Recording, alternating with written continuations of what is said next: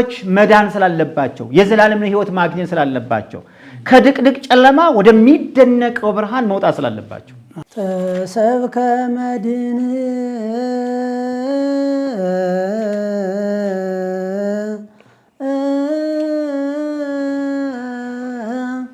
ክብረ ቅዱሳን ብርሃን ዘመጻ ውስተ ዓለም ወሰርዓ ሰንበተ ለዕረፍተ ዚአነ ወልዶ መድህነ ዘያፈቅር ፈነ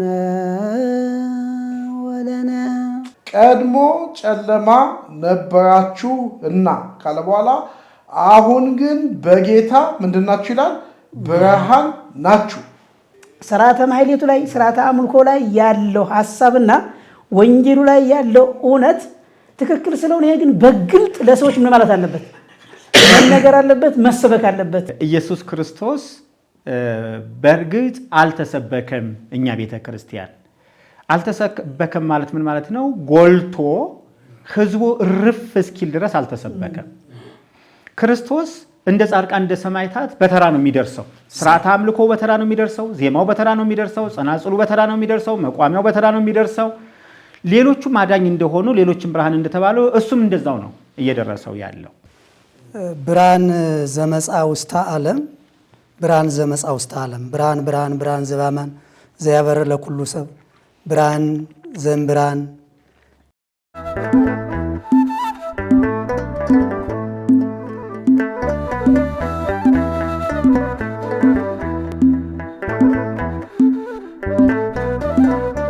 ሰላም ለእናንተ ይሁን። እንደምንሰነበታችሁ የእግዚአብሔር አምላካችን ስም ብሩክ ይሁን። ይህ የሐመረ ወንጌል ዘኢትዮጵያ መንፈሳዊ የተሐድሶ ተቋም የሚዲያ አገልግሎት ነው።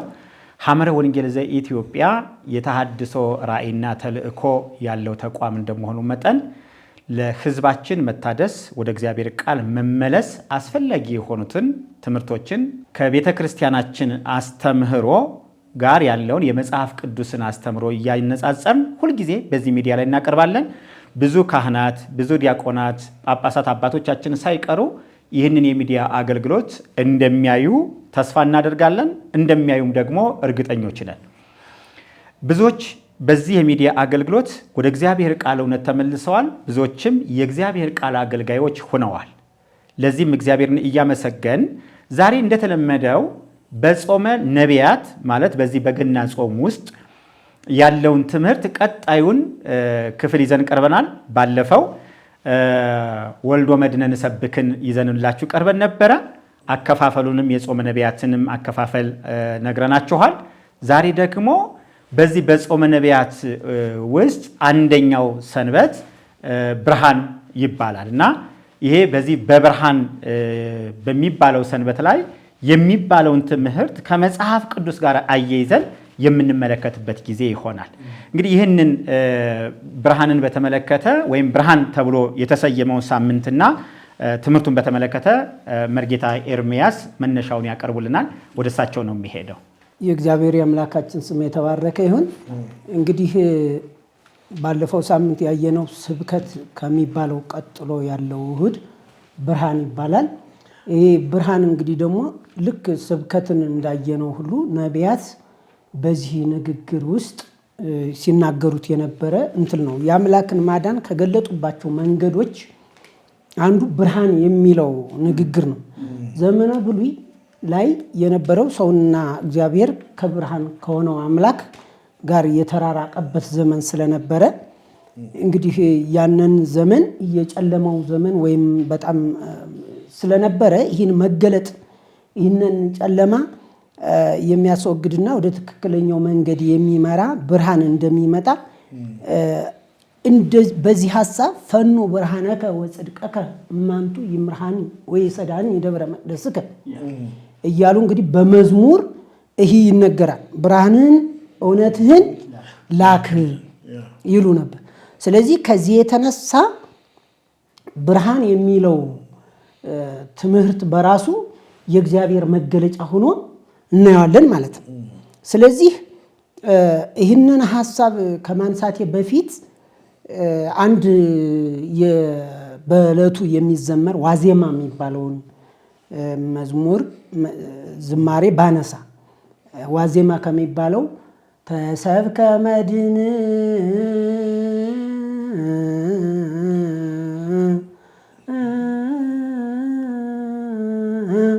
ክብረ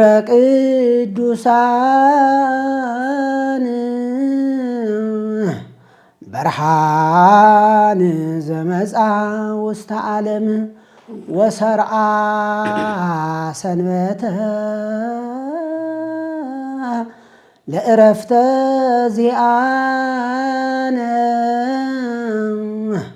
ወልዶ መድኅነ ዘያፈቅር ፈነ ወለነ እያሉ እንግዲህ ሊቃውንቱ በድርሰቱና በዜማው ይህ ነገር ይባላል። ይህ እንደው በቀለል ባለው አገላለጥ ወደ ዓለም ውስጥ የመጣ ብርሃን የቅዱሳን ክብር መድኃኒት ኢየሱስን ተሰበከ። ተሰብከ መድህን ክብረ ቅዱሳን የቅዱሳን ክብር መድኃኒት ኢየሱስ ተሰበከ ነው የሚለው።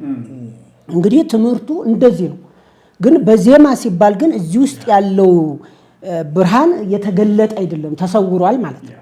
ስለዚህ እንደው አንድ ቦታ ላይ የሉቃስ ወንጌል ምዕራፍ 2 ከቁጥር 28 ላይ ይህንን ሐሳብ ስምዖን የሚባለው ነቢይ ሲጠብቀው የነበረ አንድ ነገር ነበር እና ያን በመንፈስ ወደ መቅደስ ወጣ ይላል።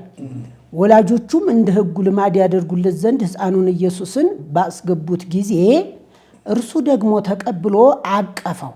ይህ እንግዲህ ኢየሱስ ክርስቶስ በውለርግብ ወደ ቤተ መቅደስ በሄደበት ቀን ነው እንግዲህ የሆነው እና ምንድን አለ እርሱ እግዚአብሔርንም እየባረከ እንዲህ አለ፣ ጌታ ሆይ አሁን እንደ ቃልህ ባሪያህን በሰላም ታሰናብተዋለህ ይልና ዓይኖቼ በሰዎች ሁሉ ፊት ያዘጋጀውን የማዳንህን አይተዋልና ይህም ለአሕዛብ ሁሉን የሚገልጥ ብርሃን፣ ይህም ለአሕዛብ ሁሉ ለሁሉ ማለት ነው፣ ለእስራኤል እንኳ አይደለም ያለው፣ ለአሕዛብ ሁሉን የሚገልጥ ብርሃን ለሕዝብህም ለእስራኤል ክብር ነው ይላል።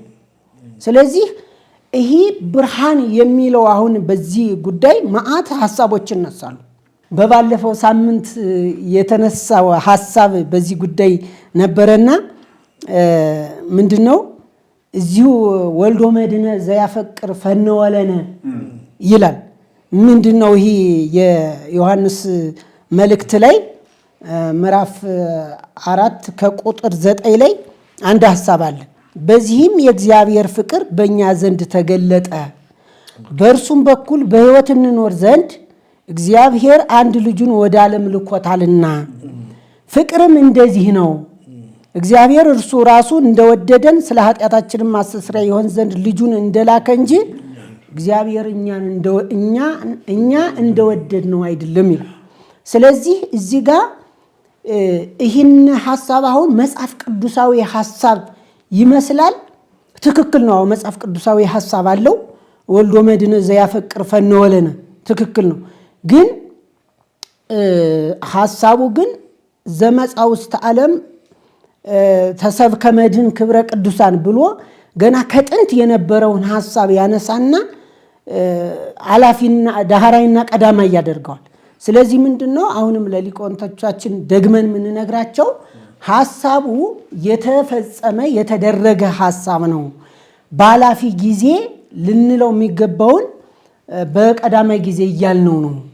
ስለዚህ ከዚህ የተነሳ ሌላም ሐሳብ ሳነሳ ብርሃን ዘመጽሐቤነ ብርሃናተ ለቢሶ ብርሃናትን ለብሶ ተጎናጽፎ ወደኛ የመጣ ብርሃን ሚልም ሌላ ትምህርት አለ። እንግዲህ ብዙዎቹ ብርሃን መጣ ቅድም እንዳልኳችሁ ቃሉ ብርሃን ነው የሚል ዘመኑ ብርሃን የሚል ቀን ስለሆነ በዚህ ምክንያት ወእብየ እፌን ወልድ የፍስሐ ለኩሉ ዘያምናሁ ይመጽእ እግዚእ ወመድን ሰላም ከሚባለው ላይ ብርሃን ዘያበር ላይ ለጻድቃን ለሚያምን ሁሉ ደስታ ይሆን ዘንድ ልጄን እልካለሁ ብሎ አስቀድሞ በኦሪት ተናገረ ተብሎ እንግዲህ ቅድም ያልነውን ሐሳብ ያስረዳል ማለት ነው። ስለዚህ እንደዚህ ያሉ ትምህርቶች ይሄ ብርሃን የሚለውን ክርስቶስ ብርሃን ጥንተ ቀዳማዊ ልደት ሃሎ እምትካት ውቱ ኮነ ትምህርተ ዋዕት ዘበጸዳለ ብርሃኑ ሰሰለ ኃይለ ጽልመት ወሞት ይላል። ከመወለድ አስቀድሞ ክርስቶስ ብርሃን ነው፣ ከጥንት ነበረ። ይህም ትምህርት የተሰወረ የተሸሸገ ሆነ፣ በብርሃኑ ነጸብራቅም የሞት ጨለማ ተወገደ ይላል።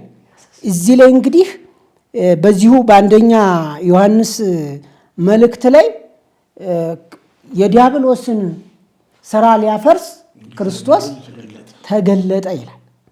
እንግዲህ ምክንያቱም ይህን ጨለማ ክርስቶስ ሊያስወግድ ነው። ዘበጸዳለ ብርሃኑ ሰሰለ ኃይለ ጽልመት ወሞት፣ በእኛ የነበረውን የተጋረደ ጨለማን ሊያስወግድ የእግዚአብሔር ልጅ ብርሃን ሆኖ መጣ ተገለጠ የሚለውንን ትምህርት እናያለን። ይህ ከመጽሐፍ ቅዱስ አንጻር ስናየው ጥሩ ሐሳብ፣ ምክንያቱም እኛ ሐዳሴያንን ትክክል የሆነውን ትክክል ነው ብለን የምናስቀጥል፣ ትክክል ያልሆነውን ግን በእግዚአብሔር ቃል እየመዘን ትክክል ነው አይደለም ምንል ነው የሚገባው። እና መዝሙር ከሚባለው ደግሞ ላይ አንድ ነገር አለ። እሱ ጋር ደግሞ አቅዲሙ ነገረ በኦሪት ሚል መዝሙር አለ። የዚያው የራሱ የብርሃን መዝሙር ነው። ብርሃን ዘመጻ ውስተ ዓለም፣ ያው ቅድም ስላልኩት ነው እንዲሁም አልፈው ዘያበር ላይ ለጻድቃን መራዊሃ ለቤተ ክርስቲያን ይርዳ ዘተሐጉለ ያስተጋብ ዝረዋነ መጽሐቤን። ይሄ ደግሞ ምንድነው የሚለው? በጻድቃን ላይ የሚያበራ ብርሃን ወደ ዓለም ውስጥ መጣ፣ የቤተ ክርስቲያን ሙሽራ የሆነ የተበተኑትንና የተቸገሩትን ይሰበስብና ይረዳ ዘንድ ወደኛ መጣ ይላል። ይህንንም የእግዚአብሔር ቃል ሲያስረዳ ይህ ብርሃን እንዴት እንደነበረና ከጥንት ምን አይነት እንደሆነ ሲያስረዳ የዮሐንስ ወንጌል ምዕራፍ 1 ከቁጥር 4 ጀምሬ እንደው ይህን ሐሳብ ላንሳ። ይህ ብርሃን የጻድቃን ብርሃን ሙሽራ የሚለውን ነገር እግዚአብሔር አንድ ልጁን ወደኛ የላከው በዲያብሎስ አሰራር የተበተን በችግር ውስጥ የነበርን መሆናችንን ነው ቃሉ የሚያስረዳውና በእርሱ ሕይወት ነበረች፣ ሕይወትም የሰው ብርሃን ነበረች። አሁን ሕይወት በዚህ በክርስቶስ ነበረ፣ የሰው ብርሃን ነበረች። ያቺ ሕይወትም ደግሞ እንግዲህ በአዳም ምክንያት በመጣ በደል ምክንያት ያጣናትን ያችን ሕይወት ያችን ብርሃን መልሶ እንደዚህ የሚናገረንና ይልና ብርሃን በጨለማ ይበራል ጨለማም አላሸነፈውም ይልና ይሄ ከእግዚአብሔር የተላከ ዮሐንስ ሲናገር ምን ይላል? ሁሉ በእርሱ በኩል እንዲያምኑ ይህ ስለ ብርሃን ይመሰክር ዘንድ ለምስክር መጣ። አሁን ይህ ብርሃን ማን እንደሆነ መጽሐፍ ቅዱስ ላይ ያለውን ሐሳብ እያነሳ ነው። ስለዚህ ስለ ብርሃን ሊመሰክር መጣ እንጂ እርሱ ብርሃን አልነበረም። ለሰው ሁሉ የሚያበራው እውነተኛው ብርሃን ወደ ዓለም ይመጣ ነበር።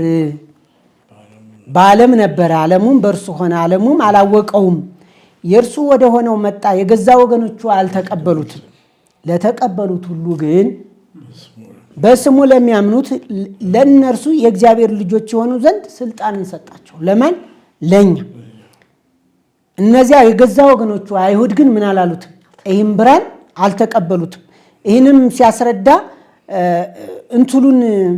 ይህን ብርሃኑን ለምን እንደከለከሉት ሐሳቡን ያመጣና ምን ይላል? ዮሐንስ ለእርሱ መሰከረ እንዲህም ብሎ ጮኸ፣ ከኔ በኋላ የሚመጣው እርሱ ከኔ በፊት ነበረና ከኔ ይልቅ የከበረ ሆኗል። ስለ እርሱ ያልሁት ይህ ነበረ። እኛ ሁላችን ከሙላቱ ተቀበልን፣ በጸጋ ላይ ጸጋ ተሰጥቶናልና ሕግ በሙሴ ተሰጥቶ ነበር እያለ ይህን ሐሳብ ማስረዳት ይፈልጋል። ስለዚህ ምንድነው አሁን ዋናው ነገር ብርሃን የሚለው ምንድን ነው? ራሱ ኢየሱስ ክርስቶስ በዮሐንስ ወንጌል ምዕራፍ 8 ላይ እኔ የዓለም ብርሃን ነኝ። እንግዲህ አሁን ይሄ ብርሃን እንደዚህ ከሆነ እውን ይህም ብርሃን ነው ወይ እየሰበክነው ያለ ነው? ራሱ ኢየሱስ ክርስቶስ ምንድነው ያለው? እኔ የዓለም ብርሃን ነኝ። እንዲሁ ይህንን ሐሳብ ከምዕራፍ ኢየሱስም ደግሞ እኔ የዓለም ብርሃን ነኝ፣ የሚከተለኝ የሕይወት ብርሃን ይሆንለታል እንጂ በጨለማ አይመላለስም ይላል። ግን አሁን እኛ ዜማውን ዝም ብለን ብርሃን ብርሃን ብርሃን ዘመጻእ ውስተ ዓለም በሚል ንግግር ብቻና በሚያምር ዜማ ብቻና እንዲሁ ስልቱን ብቻ በማድረግ ክርስቶስን እየሰበክነው ነው ወይ? ከዚህ ጨለማ ወይስ ወደ ብርሃኑ መጥተናል ወይ? ይህንን ብርሃን አግኝተነዋል ወይ ነው እንትን ማለት የምፈልገው። ስለዚህ እንደውም ቅዱስ ጳውሎስ እዚህ ጋር አንድ ቦታ ልጨምርና እጨርሳለሁ ለወንድሞቼ። ምን ይላል? ኤፌሶን 5 ከቁጥር 8 ላይ ስለዚህ ስለ ጨለማ ሲያነሳ ቀድሞ ጨለማ ነበራችሁና አሁን ግን በጌታ ብርሃን ናችሁ። በማን? በጌታ። ቀድሞ የነበርንበትን ሁኔታ ሁሉ ያነሳና በጨለማ ነበራችሁ አሁን ግን በጌታ ብርሃን ናችሁ ይላል። ኋላ ደግሞ ስራችንን ሲገልጠው በዚህ በብርሃንና በእንትን የብርሃኑ ፍሬ በበጎነትና በጽድቅ በእውነትም ሁሉ ነውና ለጌታ ደስ የሚያሰኘውን እየመረመራችሁ እንደ ብርሃን ልጆች ተመላለሱ ይላል። አሁን ይህ ምልልሳችን ራሱ እንኳን የክርስቶስን መምሰል አለ። እውን ምልልሳችን እንደዚያ ነው ወይ ይልና ፍሬ ከሌለው ከጨለማ ስራ ጋር አትተባበሩ ይልቁን ግለጡት እንጂ ብሎ እነርሱ በስውር ስለሚያደርጉት መናገር እንኳን ነውር ነውና ሁሉ ግን በብርሃን ሲገለጥ ይታያል፣ የሚታየው ሁሉ ብርሃን ነውና እያለ ይህንን የብርሃንን ልክ በዚህ ልክ ያስረዳናል። ስለዚህ እንደው ቅዱስ ኤፍሬም የሚባለው ደራሲ ከደረሰው አንድ ዜማ ሊቃውንቱ እንዲሁ በዜማ ስለ ብርሃን በጣም የሚናገሩት ብዙ ስፍራ አለ። ጸሎተ ሃይማኖት እንኳ ብርሃን ዘበአማን ብርሃን ዘምብርሃን አምላክ ዘእማምላክ ዘበአማን የምንለው እንኳ ከብርሃን የተገኘ ብርሃን ከእውነተኛ አምላክ የተገኘ እውነተኛ አምላክ ነው የሚለው እንኳ የሃይማኖት መግለጫው ነው። ስለዚህ ይህም ብርሃን ግን በትክክል ሰብከነዋል ወይ? እንደው ውዳሴ ማርያም ከሚባለው ላይ ብርሃን ዘበአማን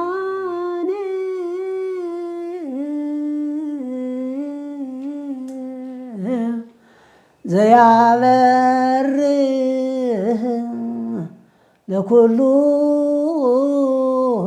ሰብእ ለእለ ይነብሩ ውስተ ዓለም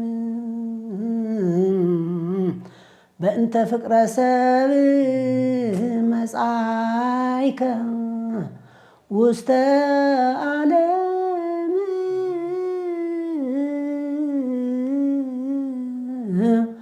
ወኩሉ ፍጥረት ተፈስሐ በምጽአትከ እያለ ይቀጥላል። ይህ ምንድን ነው የሚለው? በዚህ ዓለም ለሚኖሩ ሰዎች ሁሉ የምታበራ እውነተኛ ብርሃን ስለ ሰው ፍቅር ወደ ዓለም የመጣ ፍጥረት ሁሉ በመምጣት ደስ አላቸው ነው። እንግዲህ ይህንን በዜማ በጣም እንለዋለን፣ ግን ደግሞ ለሕዝቡ እያስተማር ነው አይደለም፣ እየገለጥ ነው አይደለም ነው ችግሩ እንጂ አሁን ብርሃን እውን እንደው ከመጽሐፍ ቅዱስ አንጻር ስናየው በጣም ጥሩ ነው፣ ምንም አይነት ችግር የለበትም። ግን ምዕመናኑ ሰምተውናል ወይ ነው? ደቀ መዛሙርታችንን ይህን ነገር አስረድተናቸዋል ወይ? እኔ የዓለም ብርሃን ያለውን ኢየሱስ ክርስቶስን አስረድተናቸዋል። ከዚያ ግን ሌላ ብዙ ብርሃናት የሉንም ወይ? መላከ ብርሃን መላከ ማንመንታ እያልና በጣም ብዙ እኛ እንኳ ራሳችን እየተሰየምንባቸው ብዙ ቆይተናል። ስለዚህ ይህ በአጠቃላይ የብርሃን ያሉ በቅዱስ ያሬድ ያሉ ድርሰቶች መልእክቶች ከመጽሐፍ ቅዱስ ጋር ስናስተያያቸው በዚህ ሁኔታና ትይዩ አሉ፣ የተሻሉ ናቸው፣ ጥሩ ናቸው። ግን ምዕመናኑ እንዲሰማቸው እንዲሰበኩ ግን አልተደረገም። ምክንያቱም እኛ ከዜማው ጋር ነው ትግላችን፣ ከሪትሙ ከምቱ ከጸናጽሉ ከመቋሚያው ከጽፋቱ ጋር ነው። ስለዚህ ይህን አባቶች መምህራን ቢያስተካክሉ ነው ማለት የምፈልገው። የእግዚአብሔር የአምላካችን ስም ብሩክ ይሁን። መርጌታ ኤርሚያስ እናመሰግናለን። እንግዲህ የጾመ ነቢያት ውስጥ አንደኛው ሳምንት ብርሃን የተባለውን ክፍል ነው የተመለከትነው።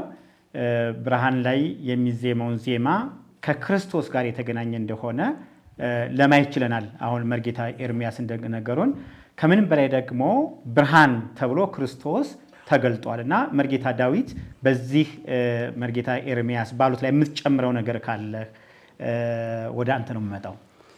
ክብር ለአምላካችን ለእግዚአብሔር ይሁን። እውነት ነው ወንድሜ መርጌታ ኤርሚያስ የተናገረው በትክክል ብርሃን ዘመጻ ውስተ ዓለም ብርሃን ዘመጻ ውስተ ዓለም ብርሃን ብርሃን ብርሃን ዘባማን ዘያበር ለኩሉ ሰብ ብርሃን ዘእምብርሃን እያልን ለዘመናት ስናዜመው በከበሮ በጸናጽል በቁም ዜማ ኑረናል። ነገር ግን ይህ ብርሃን ሳይገባን ኑሯል። እንደኔ ሳይገባን የኖረበት ምክንያት ምንድን ነው ብዬ ዞር ብዬ ሳይ ያ ብርሃን ከብርሃን የተገኘ እውነተኛ ብርሃን ዘላለማዊ ብርሃን እንደሆነ ባለመሰበኩ ባለመነገራችን ብዬ ነው የማምነው። ባዶ ንባብ ትንቢተ ኢሳይያስ ምዕራፍ 5 ቁጥር 20 ላይ ክፉውን መልካም መልካሙን ክፉ ለሚሉ ጨለማውን ብርሃን ብርሃኑንም ጨለማ ለሚያደርጉ ጣፋጩን መራራ መራራውንም ጣፋጭ ለሚያደርጉ ወዮላቸው ይላል። ይህ ዕዳ አለብን በእውነት። አንደኛ ምናልባት እንኳ ቋንቋውንም የምናውቅ መምህራን፣ ካህናት፣ ዲያቆናት አባቶች አለን እዚያ ውስጥ የቋንቋውን ባለቤት ይሆን እንኖራለን። ይህንም ብርሃን ገብቶን ለራሳችን ብርሃን ብርሃን እያል ይህንም ብርሃን ለሕዝቡ ለእኛ ገብቶ ለሕዝቡ አልነግር ብለን አልሰብክ ብለን ከሆነ እዳለብን ማለት ነው። እዳለብን ብርሃኑን ጠብቀናል ማለት ነው፣ የተገለጠልንም ብርሃን። አሁን ግን የመጨረሻው ጊዜው ሲደርስ የታድሶም ዋና ስራና ዋና አስተምሮ በቤተ ክርስቲያን በኢትዮጵያ ኦርቶዶክስ ተዋሕዶ ቤተ ክርስቲያን ውስጥ የሚዜሙ ዜማዎች ያሉ አስተምሮዎች ከመጽሐፍ ቅዱስ ጋር አብረው ህብረት ስላላቸው የጨለማ የሆነውን ጨለማ ብርሃን የሆነውን ብርሃን ብለን በትክክል ለእኛ ብርሃኑ ገብቶን ለምእመናን፣ ለህዝብ፣ ለእህቶቻችን፣ ለወንድሞቻችን ይህንም ብርሃን እንድንሰብክ ግድ ይልብናል ማለት ነው። ግድ ይልብናል። ብርሃን ዘያበር ውስተ ዓለም አቅዲሙ ነገረ በኦሪት ከመ ይመጽእ ወልድ በስባት ዘይዜነው አለ ጽዮን ቃለ ትፍሥሕት። በጨለማ የሄደ ህዝብ ብርሃን አየ፣ በሞት ጥላ አገርም ለሚኖሩ ብርሃን ወጣላቸው። ከሩቅ ነቢዩ ኢሳይያስ ተናገረ። ይህ ብርሃን የተገለጸበት መቼ ነው ቢባል ዛሬኛ በያዝነው ዘመን በአዲስ ኪዳን በአዲስ ዘመን ዓመተ ምሕረት ዘመነ ምሕረት በተባለው ነው። ይሄ ብርሃን እንግዲህ ብርሃን ካለ ጨለማ አለ ማለት ነው። ለዚያ ለጨለመው በጨለመው ውስጥ ለኖረ ህዝብ ያንን ጨለማ የሚደመስስ ጨለማነቱን የሚገልጽ ብርሃን መጣ ማለት ነው። ከኢየሱስ ክርስቶስ ውጭ ይህንን ጨለማ ሊያስወግደው አይችልም። ይህ ጨለማ ደግሞ በሰው ህይወት ውስጥ በኃጢአት የሚመጣ እግዚአብሔርን ባለማወቅ የሚመጣ ከእግዚአብሔር የተቀበልነውን የህይወት ብርሃን የሚያደበዝዝ የኃጢአት ጨለማ ይህንን ደግሞ ገልጦ የሚያሳይና የሚደመስስ ብርሃን ነው ወደዚህ ዓለም የመጣ ማለት ነው። ይህም ብርሃን ማን ነው? ጌታችን መድኃኒታችን ኢየሱስ ክርስቶስ ነው ማለት ነው። ብርሃን የሚል ቀን ቀጥሮ ዘመን ቀጥሮ የሚገለገልና የሚመለክ ከሆነ ይኸው እውነተኛው ብርሃን ብቻ መመለክ አለበት ማለት ነው። በዚህ ማይሌት መንጸባረቅ አለበት። ድብብቆሽ መደረግ የለበትም። ይህንም ብርሃን መርጌታው አውቆ ወንድሜ አንዱ ግለሰብ እናቴ እህቴ ተለይታ መቅረት የለባትም። ለሁሉ የተሰጠ ብርሃን ነው። ብርሃን ዘመጻ ውስተ ዓለም ያለው መርጌታ ብርሃን ዘመጻ ውስተ ዓለም የምትል እህት መኖር አለበት። አባቴም እናቴም እህቶቼ ወንድሞቼ ሕፃናቶቼ ለእኔ እንደ ግሌ ማለት ነው ይህንን ብርሃን እንዲያውቁ ማድረግ አለብኝ ማለት ነው። እንዲህ ካላደረግኩኝ ባለዕዳ ነኝ ማለት ነው። ያ የተገለጠውን ብርሃን እኔ ለራሴ ብርሃን ዘመጻ ውስተ ዓለም እያልኩኝ ባለመናገሬ ዕዳ አለብኝ፣ ኃጢአተኛ ነኝ ማለት ነው። ስለዚህ የኢትዮጵያ ኦርቶዶክስ ተዋሕዶ ቤተክርስቲያን አባቶች፣ መምህራን፣ ካህናት፣ ዲያቆናት ብርሃን ዘመጻ ውስተ ዓለም ወደ ዓለም የመጣው ብርሃን ጌታችን መድኃኒታችን ኢየሱስ ክርስቶስ ነው እያል በጸናጽል በመቋሚያ በከበሮ በዜማ እየመላለስን የምንጮኸውን መላልሰን በአደባባይ በአውደ ምሕረቱ ልንሰብከው ይገባናል። ያለዚህ ንስሐ የለም። ያለዚህ ጨለማ የኃጢአት ጨለማ ሊወግድ አይችልም። ከኃጢአት ጨለማ ውስጥም ልንወጣ አንችልም። ጌታችን መድኃኒታችን ኢየሱስ ክርስቶስ ወደዚህ ዓለም የመጣበት ብርሃን የተባለበት ራሱ ጌታችን መድኃኒታችን ኢየሱስ ክርስቶስ በዮሐንስ ወንጌል ምዕራፍ 8 ቁጥር 12 እኔ የዓለም ብርሃን ነኝ አነ ውእቱ ብርሃኑ ለዓለም ብሎ ተናግሯል። አነ ውእቱ ብርሃኑ ለዓለም የዓለም ብርሃን እኔ ነኝ ካለ በሱ የሚያምኑ ሁሉ ብርሃን ነን ማለት ነው። አንትሙ ውእቱ ብርሃኑ ለዓለም ተብለናል። ደግሞ እናንተ የዓለም ብርሃን ናችሁ ተብለናል። የዓለም ብርሃን ከተባል ብርሃን እንደሆነ አውቀን የዓለም ብርሃን በጨለማ ውስጥ ያለውን ሕዝብ ለሰው ዘር ሁሉ ልንሰብክ ክርስቶስን ይህንን ብርሃን የሆነውን ልንገልጥና ልንሰብክ ልናስተምር ግዴታ አለብን ማለት ነው። እንደዚህ ካልሆን ከቃሉ ውጭ ከወንጌል ውጭ ነን ማለት ነው።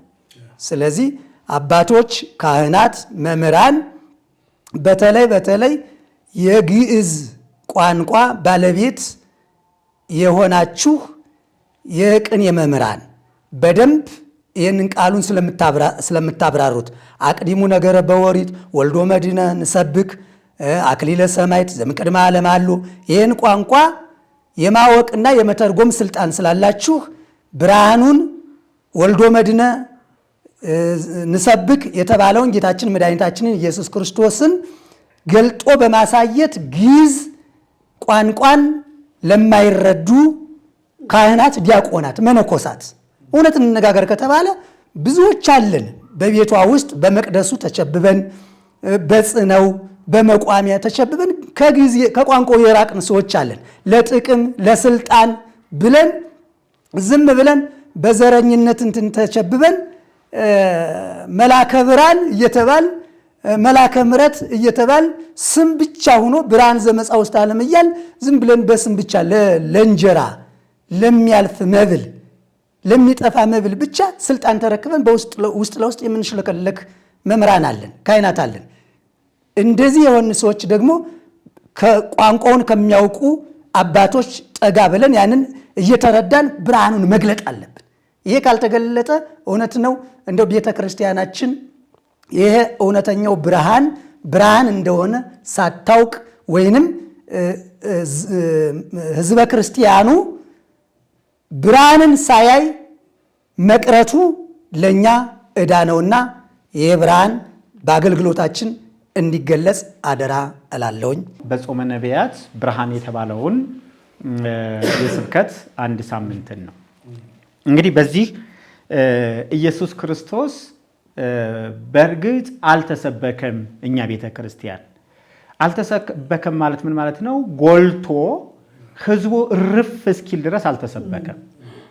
ክርስቶስ እንደ ጻድቃን እንደ ሰማዕታት በተራ ነው የሚደርሰው። ስርዓተ አምልኮ በተራ ነው የሚደርሰው። ዜማው በተራ ነው የሚደርሰው። ጸናጽሉ በተራ ነው የሚደርሰው። መቋሚያው በተራ ነው የሚደርሰው። ሌሎቹም አዳኝ እንደሆኑ ሌሎችም ብርሃን እንደተባለው እሱም እንደዛው ነው እየደረሰው ያለው። የኢየሱስ ክርስቶስ ብርሃንነት ከዓመት አንድ ጊዜ የሚሰበክ ሳይሆን ቀን በቀን ደካሞች ስለሆን ቀን በቀን ያስፈልገናል። ቅድም መርጌታ ዳዊት ሲናገር አንድ ነገር በመካከል ተናግሯል። ብርሃን የሚያስፈልገው በጨለማ ውስጥ ላለ ነው። በጨለማ ውስጥ ለሌለ ብርሃን አያስፈልገው፣ ራሱ ብርሃን ስለሆነ ያለው ማለት ነው። ክርስቶስ ወደዚህ ምድር የመጣው በአጭር ቃል የሰው ዘር በሙሉ በጨለማ ሕይወት ስለሚኖር ነው። ከጨለማ ምን ሊያደርጋቸው ማለት ነው? ሊያወጣቸው ማለት ነው። ቅድም ወንድሜ መምህር ኤርምያስም የሰኞን ውዳሴ ማርያምን ጠቅሶ አዚሞልናል። ብርሃን ዘበአማን ዘያበርህ ለኩሉ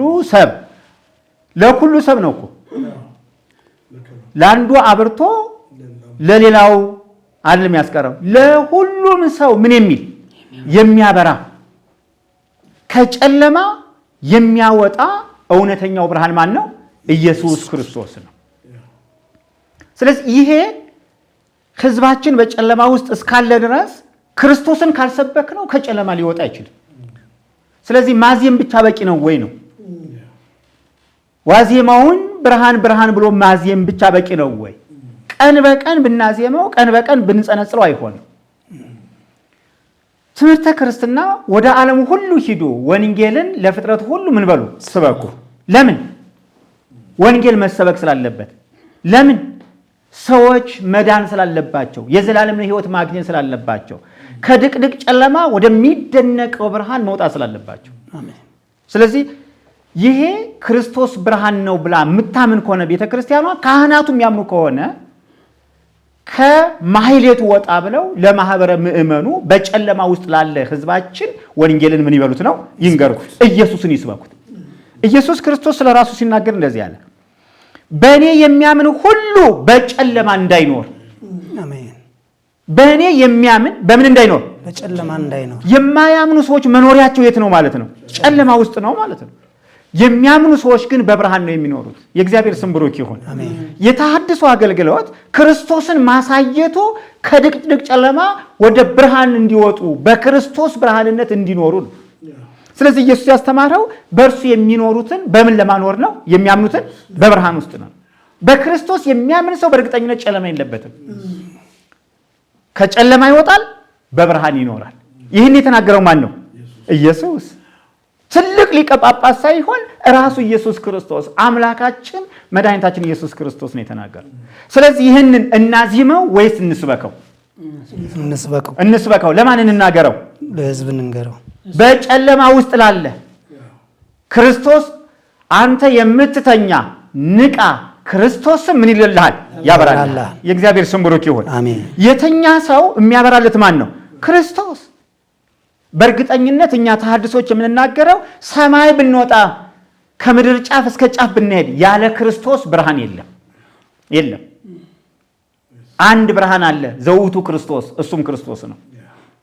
አንድ ብርሃን። ስለዚህ በጨለማ እንዳይኖር እኔ ብርሃን ሁኜ ወደ ዓለም መጥቻለሁ ይላል ኢየሱስ። ዓለምን ላድን እንጂ በዓለም ልፈርድ አልመጣሁም። የመጣው ምን ሊያደርገን ነው? ሊያድነን። የቅድሙን ውዳሴ ማርያም አሁንም ልናገረው። ዚያበር ለኩሉ ሰብ ለለይነብሩ ውስተ ዓለም፣ በዓለም ውስጥ ለሚኖሩ መጻይከ ውስተ ዓለም፣ በእንተ ፍቅረ ሰብ መጻይከ ውስተ ዓለም። የሰው ልጆች ሰውን ወደህ ሰውን ስለመውደድህ ሰውን ወደህ ወደ ዓለም ምን አልክ? መጣ። በእንተ ፍቅረ ሰብ መጻይከ ውስተ ዓለም አለ። ወኩሉ ፍጥረት በዚያ ብርሃን በመምጣትህ ፍጥረት ሁሉ ምን አለ? የእግዚአብሔር ስም ብሩክ ይሁን። እኛ የተሐድሶ ልጆች በክርስቶስ መምጣት ደስ ብሎናል። እሱ ከጨለማ ስራ ምን ብሎናል? አድኖናል። ከጨለማ አውጥቶናል። ስለዚህ ብርሃን ዘበአማን ብሎ የሚያምን ሰው ብሎ የሚዘምም ሰው ብሎ የሚጸነስም ሰው እንዴት በጨለማ ይኖራል? አንዱን መምህር ከሆነ የዘላለምን ሕይወት ታገኛለህ ወይ አግኝተሃል ወይ ብለህ ብትለው እኔ አላውቅም ይልሃል። የማያውቅ የብርሃን ሰባኪ፣ የማያውቅ የብርሃን ጸንጻይ፣ የማያውቅ አዚያሚ ማለት ነው። እውነት ለመናገር እሱ ነው። እኔ መምህራን ወንድሞቼ ይረዱኛል። ምክንያቱም በዚች ቤተክርስቲያን ውስጥ አድገናል። መምህራኖች የዘላለም ሕይወት እንዳላቸው አያምኑም።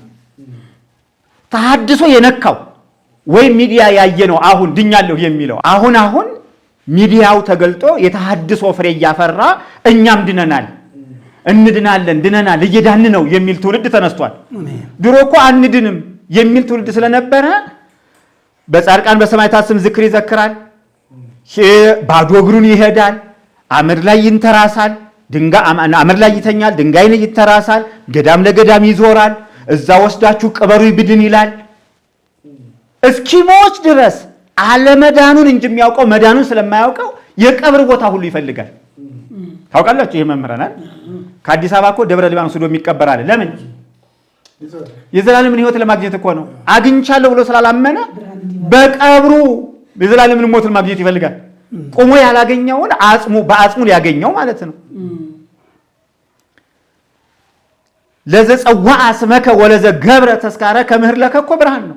በጨለማ ውስጥ ኑሮ የዘላለምን ሕይወት በጠላ በዳቦ ሊያገኝ የሚጥር ህዝብ አለን። ለማህበረ ምዕመናችን የምንነግረው ኢየሱስ የዓለም ብርሃን ነው። ወደዚህ የመጣው ምን ሊያደርገን ነው?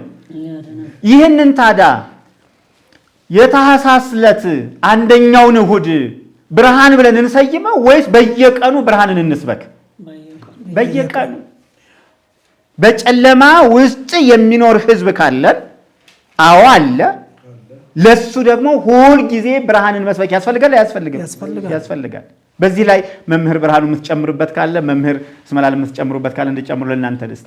ሰው በኢየሱስ ሲሆን በብርሃን አለ፣ ያለ ኢየሱስ ከሆነ በጨለማ ውስጥ አለ። ይሄ በደንብ መሰመር አለበት። ለምን ጌታ ኢየሱስ ሰው እንደሆነ እንደገና ወደዚህ ዓለም እንደመጣ መጽሐፍ ቅዱስ በብዙ ስፍራ ላይ ነግሮናል። የዮሐንስ ወንጌል በግልጽ ነው፣ ሲነሳም ነው የሚያስቀምጠው። በተለይ እዚህ በዮሐንስ ወንጌል 1 ላይ በመጀመሪያ ቃል ነበር፣ ቃል በእግዚአብሔር ዘንድ ነበር፣ ቃልም እግዚአብሔር ነበር በሚለው ክፍል ውስጥ በሱ ሕይወት ነበረች፣ ሕይወትም የሰው ብርሃን ነበረች፣ ብርሃንም በጨለማ ይበራል፣ ጨለማም አላሸነፈውም ይላል ቁጥር 5 ላይ። 9 ላይ ለሰው ሁሉ የሚያበራ እውነተኛ ብርሃን ወደ ዓለም ይመጣ ነበር፣ በዓለም ነበር፣ ዓለምም በሱ ሆነ፣ ዓለምም አላወቀው ካለ በኋላ ልዩነቱን ሲያስቀምጥ የእሱ ወደ ሆነው መጣ። ይሄ ብርሃን ማለት ነው። የገዛ ወገኖቹ አልተቀበሉትም፣ ለተቀበሉት ሁሉ ግን በስሙ ለሚያምኑ ለነሱ የእግዚአብሔር ልጆች የሆኑ ዘንድ ስልጣንን ሰጣቸው ስለሚል ሰው በክርስቶስ ካላመነ ጨለማ ውስጥ ነው። አሁን መፍትሄው ወደ ኢየሱስ መምጣት ነው። ለምን? ኢየሱስ እውነተኛ ብርሃን እንደገና ብርሃን ምን የሚል የሚሰጥ ስለሆነ ማለት ነው። ደግሞ በግልጽ ቃል ቅድም ያነሳው የጴጥሮስ መልእክት በጣም በግልጽ ስለሚያስቀምጠው ማለት ነው። በዚህ በአንደኛ ጴጥሮስ መልእክት 1:9 ላይ እናንተ ግን ነው የሚለው እኮ ከጨለማ ወደሚደነቅ ብርሃን የጠራችሁ የእሱም በጎነት እንድትነግሩ የተመረጠ ትውልድ፣ የንጉሥ ካህናት፣ ቅዱስ ሕዝብ፣ ለእሱም የተለየ ወገን ናችሁ ይላል። እናንተ ቀድሞ ወገን አልነበራችሁም፣ አሁን ግን የእግዚአብሔር ወገን ናችሁ። እናንተ ምሕረት ያገኛችሁ አልነበራችሁም፣ አሁን ግን ምሕረት አግኝታችኋል። ከጨለማ ወደ ብርሃን በኢየሱስ ብቻ ነው አለበለዚያ በጨለማ ነው የምንሆነው ማለት ነው። ግን ኢየሱስ በጨለማ ላሉት መጥቷል ነው የኛ አዋጅ ማለት ነው። የኢሳይያሱ ትንቢት እሱ ስለሆነ በጨለማ የሄደ ህዝብ ምን አየ? ብርሃን አየ። በሞት ጥላ መካከል ለነበሩት ምን ወጣላቸው? ብርሃን ወጣላቸው ስለሚል ኢየሱስ በጨለማው ስላሉት መጥቷል። ስለዚህ የኢየሱስን ብርሃንነት ተቀብሎ ሰው ከጨለማ ወደ ምን መውጣት አለበት? ወደ ብርሃን መውጣት አለበት ነው አዋጃችን ወይም ደግሞ መልእክታችን። አለበለዚያ ያው ጨለማው ደግሞ ክፉ ነው ታውቃላችሁ። እና መጽሐፍ ቅዱስ አንደኛ ከጨለማ እንድንወጣ፣ ሁለተኛ በኢየሱስ ብርሃን ምን እንድናገኝ? ብርሃን እንድናገኝ፣ ሶስተኛ ይሄ ብርሃን ደግሞ የህይወታችን አካል እንዲሆንና ከጨለማ ስራ ጋር እንዳንተባበር ያስጠነቅቀናል። ይህንን ክፍል አነበውና አበቃለሁ። ኤፌሶን 5 ላይ ስለዚህ ጉዳይ እንደዚህ ይላል። ከቁጥር 7 ላንብበው። እንግዲህ ከነሱ ጋር ተካፋዮች አትሁኑ፣ ቀድሞ ጨለማ ነበራችሁና ያለ ከኢየሱስ በፊት ማለት ነው። ለውጡ በኢየሱስ መሆንና አለመሆን ያልኩት ለዛ ነው። ቀድሞ ጨለማ ነበራችሁ እና ካለ በኋላ አሁን ግን በጌታ ምንድናችሁ ይላል? ብርሃን ናችሁ።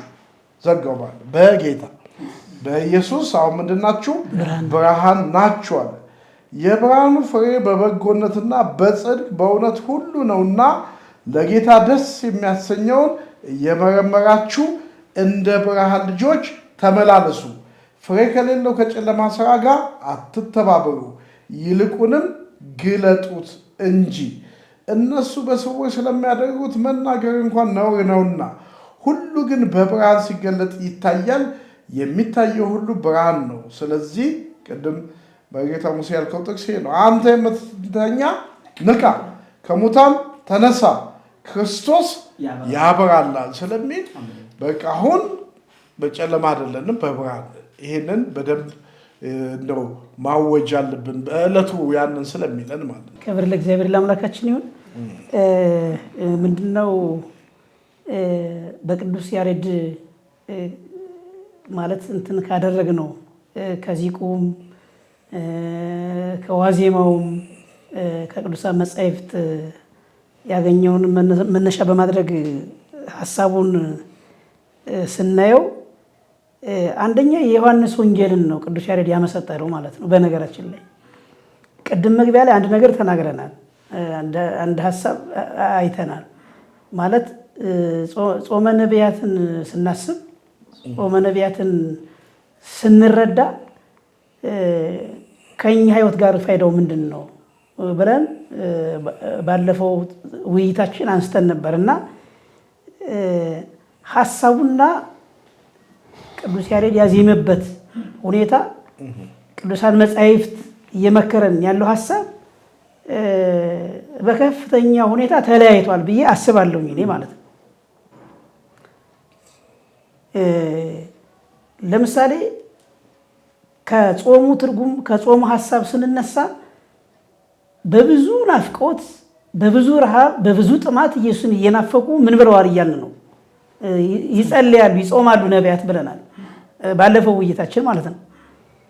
እንደገና ደግሞ ቅዱስ ያሬድ ደግሞ በአምልኮ መንፈስ ያስቀመጣቸውን ሀሳቦች ስንረዳ ሰው የሚባለው ፍጥረት ምን ያስፈልገዋል ነው እያለ ያለው። ብርሃን ያስፈልገዋል። ሰው የሚባለው ፍጥረት በጨለማን የነበረ አሁን ብርሃን በርቶለታል ነው እያለን ያለ ማለት ነው። ይሄ ደግሞ ከቅዱሳን መጻሕፍት ጋር ከወንጌል ጋር ምን ያደርግልናል? ይስማማልናል፣ ይጣጣምልናል ማለት ነው። ነገር ግን አንድ ትልቅ ችግር አይቻለሁኝ ማለት በስርዓተ አምልኮ በማህሌት አገልግሎቱና መሬት ላይ ያለው እውነታ ለህዝባችን የተለያየ ነው ማለት ነው። ማለት በቃ በጣም ህዝባችን ደስ ተሰኘ፣ ብርሃን በራለት፣ ሐሴት አደረገ እየተባለ ሌሊት በመዝሙር በዜማ እየተዘመረ ህዝቡ ግን እረፍት የለውም። በጣም በሚያሳዝን ሁኔታ ማለት ነው። እኛውን ሙግታችን ለተመልኮቻችን ዋናው ትልቁ ሀሳባችን መልእክታችን በእኔ በኩል በስርዓተ አምልኮ የተገለጠው እውነትና በእግዚአብሔር ቃል በቅዱሳን መጻሕፍት የተገለጠልን እውነት ለህዝቡ ምን ማለት አለበት? መታወጅ አለበት። ከዚህ መታወጅ ጋር ተያይዞ ከዚህ ስብከት ጋር ስለ ስብከትም ስለ ብርሃንም አይታችሁ ከሆነ የተነሱት ሀሳቦች በጣም የሚገርሙ ናቸው። በነገራችን ላይ ማለት ነው በጣም ደስ የሚሉ ናቸው። ቅድም መርጌታ ሙሴም እንዳለው ይሄ በዓመት አንድ ጊዜ የምናስበው የሆነ የምንዘከረው አይደለም። በነገራችን ላይ ምክንያቱም በእያንዳንዱ ቀን ሰዎች ወደ ሞት ምን እያሉ ነው? እየተጓዙ ነው። ሰዎች ንስሐ ሳይገቡ ምን እያሉ ነው? እየሞቱ ነው። ይሄ ብርሃን ያስፈልጋቸዋል በህይወት እያሉ ማለት ነው። መጽሐፍ እንደዛ ስለሚል ማለት ነው። ስለዚህ እኔ በጣም ለህዝባችንም ሊቃውንቶችንም የቤተክርስቲያን መሪዎችንም ሰባኪዎችን በጣም እምሞግተው ስርዓተ ማህሌቱ ላይ ስርዓተ አምልኮ ላይ ያለው ሀሳብና ወንጌሉ ላይ ያለው እውነት ትክክል ስለሆነ ይሄ ግን በግልጥ ለሰዎች ምን ማለት አለበት? መነገር አለበት፣ መሰበክ አለበት ብዬ ሞግታለሁ። ስለ ቃሉ እግዚአብሔር አምላካችን የተመሰገነ ይሁን። እውነት ነው። ክርስቶስ የዓለም ምንድን ነው? ብርሃን ነው። እግዚአብሔር ይመስገን። እውነት ነው። ክርስቶስ የዓለም ምንድን ነው? መድኃኒት ነው። ሊሰበክ የሚገባው በጣም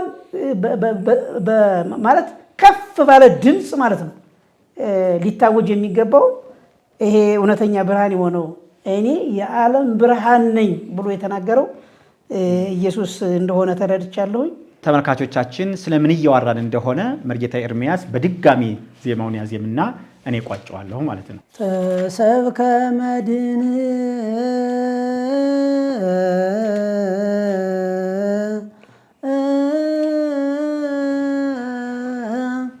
ክብረ ቅዱሳን ብርሃን ዘመጻ ውስተ ዓለም ወሰርዓ ሰንበተ ለዕረፍተ ዚአነ ወልዶ መድህነ ዘያፈቅር ፈነ ወለነ። የእግዚአብሔር የአምላካችን ስም ቡሩክ ይሁን። እንግዲህ ተሰብከ መድህን ክብረ ቅዱሳን የምትለው ኃይለ ቃል አለች። የቅዱሳን ክብር የሆነው መድኃኒት ምን አለ? ተሰበከ ነው። ወሰራ ሰንበተ ሰንበትን እረፍትን ለኛ እረፍት የሰራ ነው። ይሄ ማን ነው? ኢየሱስ ክርስቶስ። የቅዱሳን ክብራቸው፣ የቅዱሳን ድህነታቸው፣ የቅዱሳን ሕይወታቸው ኢየሱስ ክርስቶስ ዛሬም ነገም እስከ ዓለም ፍጻሜ ድረስ ይሰበካል፣ ይሰበክ። ለምን? በጨለማ ውስጥ ያለ ሕዝብ ወደ ብርሃን ምን እንዲል እንዲወጣ። እኔ የዓለም ብርሃን ነኝ፣ የሚከተለኝ የሕይወት ብርሃን ይሆንለታል እንጂ በጨለማ ምን አይልም አይመላለስም ይላል። ማንን የሚከተል? ኢየሱስን የሚከተል በኢየሱስ የሚያምን ፈጽሞ ጨለማ አያገኘው። የማን ትምህርት ነው? የኢየሱስ ትምህርት ነው። ራሱ ነው ያለው። ምንድን ነው ያለው? ቀጥታ ነው። የሚከተለኝ ቢኖር እኔ አለ የዓለም ብርሃን ነኝ፣ የሚከተለኝ የሕይወት ብርሃን ይሆንለታል እንጂ በጨለማ አይመላለስም። የእግዚአብሔር አምላካችን ስም ብሩክ ይሁን። ካህናት አባቶቻችን፣ ዲያቆናት ወንድሞቻችን፣ ምእመናን ቤተሰቦቻችን ጾመ ነቢያትን ስትጾሙ እና ይሄ ብርሃን የተባለውን ክፍል ስታስቡ በዓመት አንድ ጊዜ ብቻ ሳይሆን በየቀኑ በየደቂቃው ልናስበው ልንዘክረው ይገባል። በጨለማ ያላችሁ ወንድሞች ካላችሁ፣ የዘላለምን ሕይወት እንዳገኛችሁ እርግጠኛ ያልሆናችሁ ሰዎች ካላችሁ ወደ ክርስቶስ ኑ፣ ክርስቶስም ያበራላችኋል። ወስብሐት ለእግዚአብሔር። አሜን።